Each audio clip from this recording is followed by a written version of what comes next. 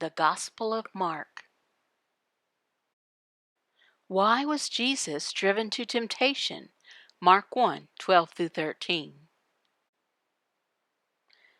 Right now, we're going to study the next verses 12 and 13 in chapter 1 of Mark. We need to remember, Mark wrote this book. He was also known as another name, and that was John Mark. And in his book of Mark, it is one of the Gospels. There are 4 Gospels in the Bible: Matthew, Mark, Luke, and John. All 4 of the Gospels talk about Jesus' life growing up, becoming a man, going to the cross, dying, and rising to life again. People believe that Mark was the first one to write a Gospel. It was not Matthew, Mark, etc., in that order of the Bible. In Mark's book, there isn't a lot of detail, and there's more detail in other letters of the Gospel. But they all do tell the story of Jesus. This is the 9th devotion in our study, and I hope you will continue enthusiastically to study with us the book of Mark. I suggest you go back and read chapter 1 of Mark before we continue on today. Now, verses 12 and 13, they are about the Holy Spirit taking Jesus into the desert and where he will face temptation. There are angels there who are tending him, and he's there a long time.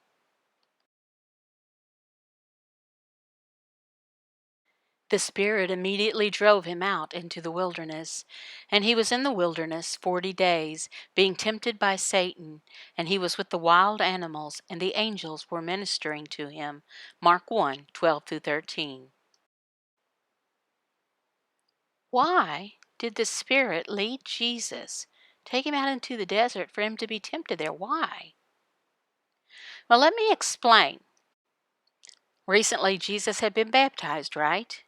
So Jesus had gone through the Jordan River. That's where Jesus was baptized. He was going through the river right there. It's a picture. It's a picture of the people during Moses' time who went through the Red Sea when the waters were parted. God parted the waters. It's a picture of that.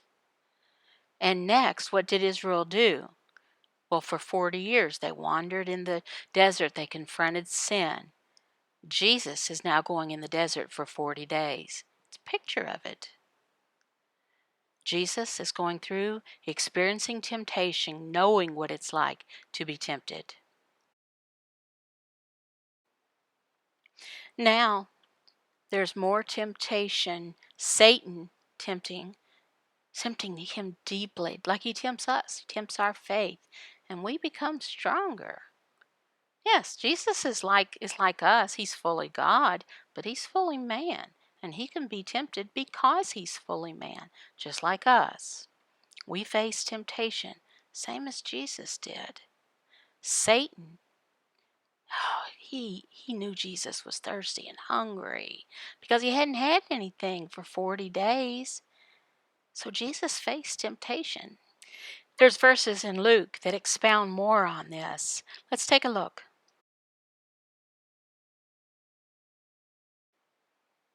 The devil said to him, "If you are the Son of God, command this stone to become bread." And Jesus answered him, "It is written, man shall not live by bread alone." And the devil took him up and showed him all the kingdoms of the world in a moment of time, and said to him, "To you I will give all this authority and their glory, for it has been delivered to me, and I give it to whom I will. If you then will worship me, it will all be yours." And Jesus answered him, "It is written, you shall worship the Lord your God, and only shall you serve him."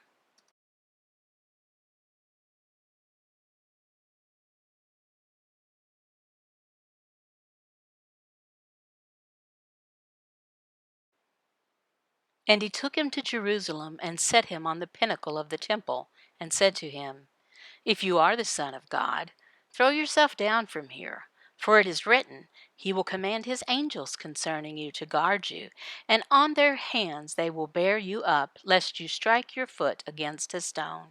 And Jesus answered him, It is said, You shall not put the Lord your God to the test. And when the devil had ended every temptation, he departed from him until an opportune time. Luke 4:3-13. Wow, what a huge temptation. Can you imagine yourself as God? You are God. You can do anything you want. You can command whatever you want and receive it. Whatever. You have all power. You're God. You confront temptation. At the same time, you are so thirsty and hungry. The devil says, Here, there's a rock. Change it to bread. Go ahead. You could eat it. You could do it. Wow, what a huge temptation.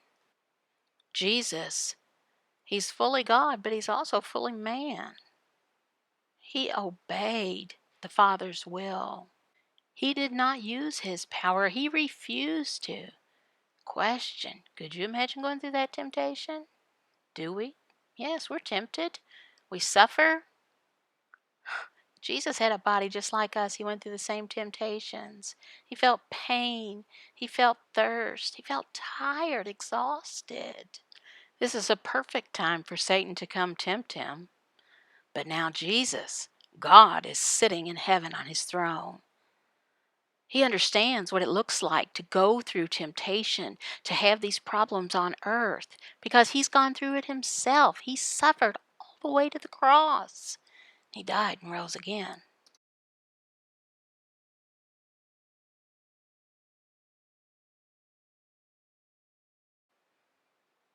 Now, he is our God.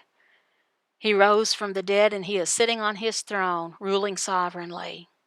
Now, when our time here on earth leaves, he will take us to live with him eternally. No more sin, no more temptation. That is the hope. It means that we look forward. We look forward to that happening. We're enthusiastically looking forward to it. God promised it. And we can resist sin. We can. We can put up with it. We can be faithful. We can persevere. God can help you to withstand temptation and not fall into sin. We know that can happen. He knows how to withstand it. I pray every day for God to help me to get through it, and I hope you do as well. Coram Deo.